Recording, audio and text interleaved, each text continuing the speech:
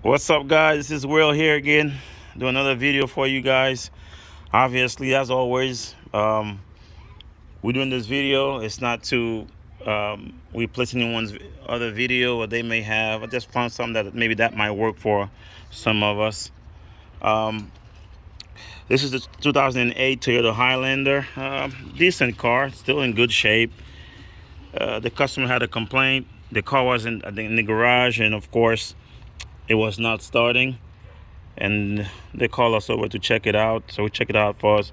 We had a few fuses that was blown, but one of them in particular was this one right here. You might see it here. Let me see. You notice the 25 amp.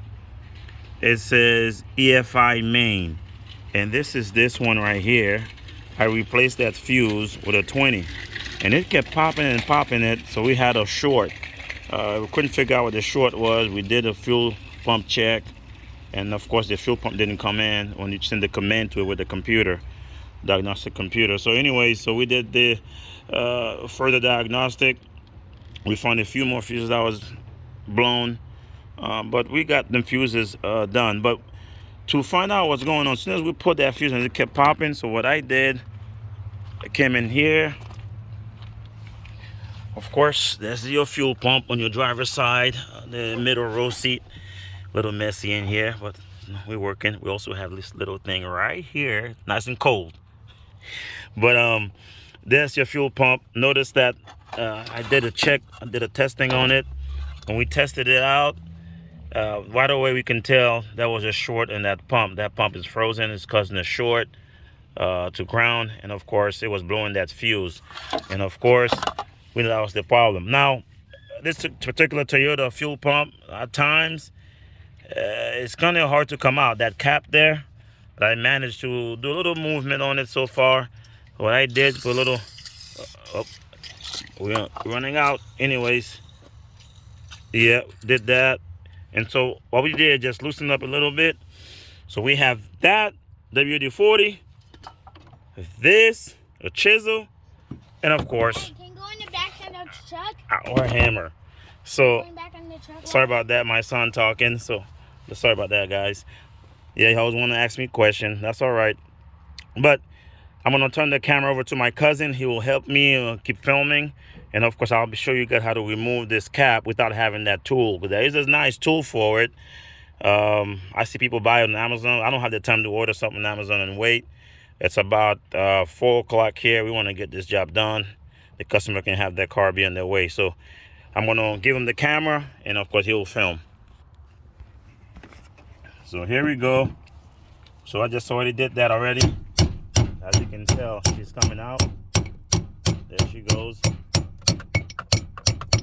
we're gonna go, keep going with this. And you really have to be careful. You don't do too much damage. Just gonna do that. And pretty much she's loose. So there she goes. Still a little tight. Just gotta keep going a little bit more. There you go. Yeah. What's happening is little tabby around here. These little tab is catching, and that's what's happening. So the proper thing to do is just to put it down and do this. And here we have it. Skadoosh. And there's our pump. So we're gonna have the assembly out. As you can tell, all that fuel that it drained. And of course, we will replace that pump with the new one. So we couldn't get the whole assembly. What we had to do, we bought the pump and the screen. We're going to change the pump is in here. So that's what we got here. And we're gonna go ahead and do this. All right, we're gonna let it drain a little bit. And obviously, make sure everything's around there clean, and we can go and have it. Tank look clean. Want to cover that with a rag so nothing fall in the tank. But there we go. This is our part right here. We're going to remove our assembly and we'll put the new pump on, have the car go. All right, guys, peace out. Thank you for watching. All right.